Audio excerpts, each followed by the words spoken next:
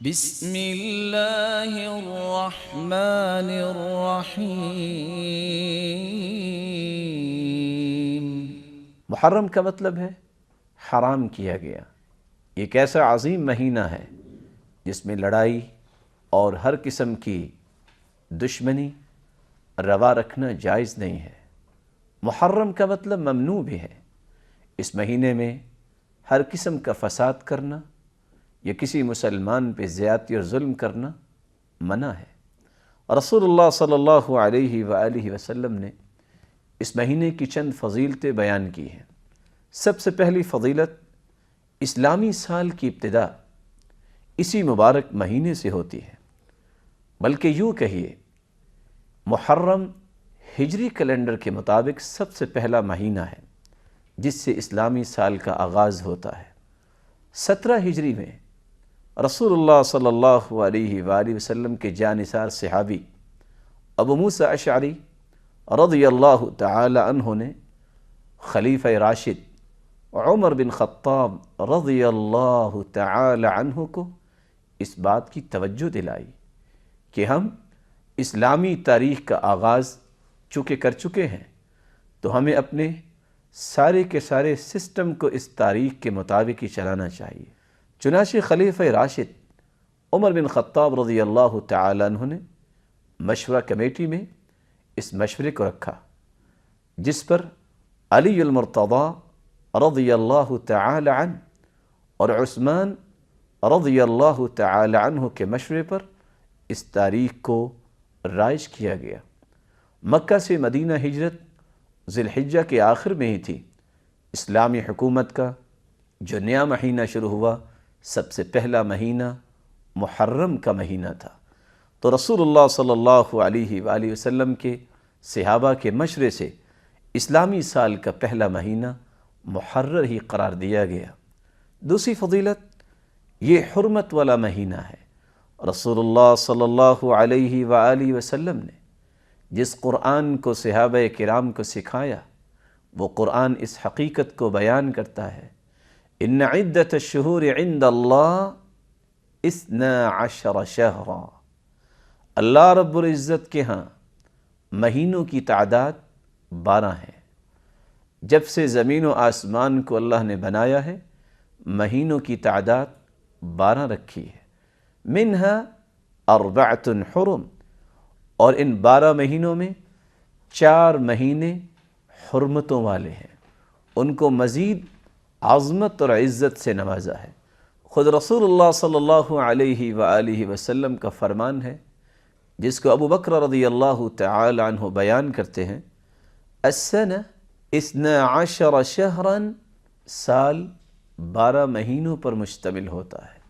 منہا 4 حرم، جن میں سے 4 مہینے حرمت کے مہینے ہیں۔ 3 متوالیات، ذو القعدہ وذو الحجہ والمحرم ورجب مضر الذي بین جمادى وشعبان۔ 3 مہینے متوالی ہیں، ذو القعدہ ہے، ذو الحجہ ہے اور محرم ہے۔ ان 3 مہینوں کو اللہ تعالیٰ نے حرمت والے مہینے اس لیے کہا، اور رسول اللہ صلی اللہ علیہ وآلہ وسلم نے ان 3 مہینوں کو حرمت والے مہینے اس لیے کہا کہ ان 3 مہینوں میں لوگ اللہ کے گھر کی زیارت کرنے کے لیے، حج کرنے کے لیے بیت اللہ کا قصد کرتے تھے۔ اور رجب جو 4تھا مہینہ حرمت والا ہے، اس کی حرمت کا سبب بھی یہی تھا کہ لوگ رمضان المبارک میں اور رمضان المبارک سے پہلے اللہ کے گھر کی زیارت کرنے کا قصد کرتے۔ تو رسول اللہ صلی اللہ علیہ وآلہ وسلم نے جس نظام کو شروع کیا، اس میں ان 4 مہینوں کی حرمت کو بیان کیا۔ چنانچہ ان مہینوں میں جنگ و جدل بند کر دی جاتی اور امن کی ضمانت ہوتی تھی، اور لوگ بآسانی حج بھی کر لیتے اور عمرہ بھی کر لیتے۔ تیسری بات، محرم کا مہینہ یہ رسول اللہ صلی اللہ علیہ وآلہ وسلم کا پسندیدہ مہینہ تھا۔ عبداللہ ابن عباس رضی اللہ تعالی عنہ روایت کرتے ہیں ما رأيت النبي صلى الله عليه وسلم يتحرى صيام يوم فضله على غيره إلا هذا اليوم يوم عاشوراء وهذا الشهر يعني رمضان.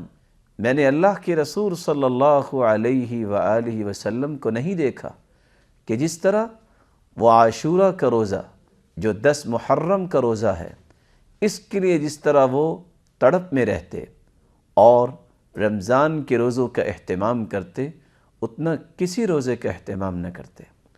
رسول اللہ صلی اللہ علیہ وآلہ وسلم کے صحابی ابو ہریرہ رضی اللہ تعالی عنہ بیان کرتے ہیں کہ رسول اللہ صلی اللہ علیہ وآلہ وسلم نے فرمایا کہ روزہ رکھنے کے اعتبار سے یہ مہینہ رمضان کے بعد سب سے افضل مہینہ ہے.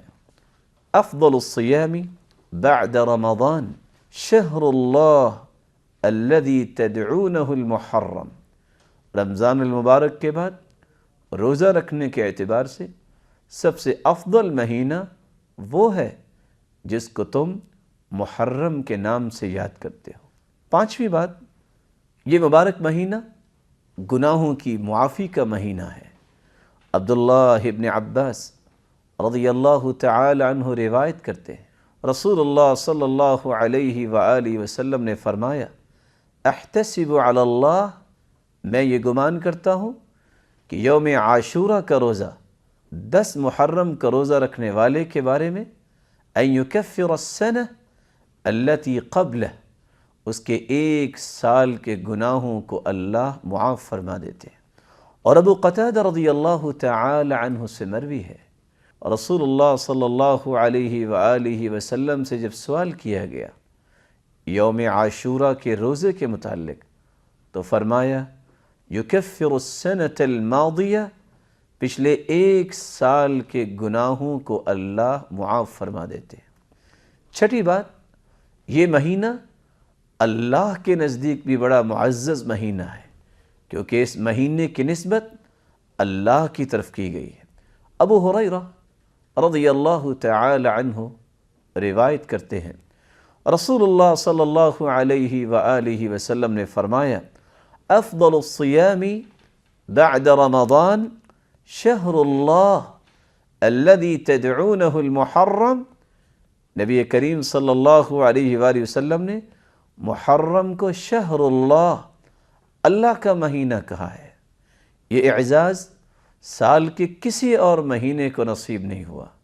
رسول اللہ صلی اللہ علیہ وآلہ وسلم نے جہاں اس مہینے کی عظمت کو بیان کیا وہاں قرآن مجید نے اس بات کا حکم دیا ہے فَلَا تَظْلِمُوا فِيهِنَّ أَنفُسَكُمْ، ان مہینوں میں اپنے آپ پہ ظلم مت کرو، اپنے آپ پہ زیادتی مت کرو. اور سب سے بڑا ظلم اور زیادتی یہ ہے کہ انسان اللہ رب العزت سے دور ہو جائے. سب سے بڑا ظلم یہ ہے کہ انسان اپنے آپ کو گناہوں کے قریب لے جائے. میری اللہ سے دعا ہے اللہ رب العزت اس عظمت والے مہینے کی عظمت کو سمجھنے کی توفیق عطا فرمائے اور ہر قسم کے ظلم و زیادتی سے ہم سب کو محفوظ فرمائے.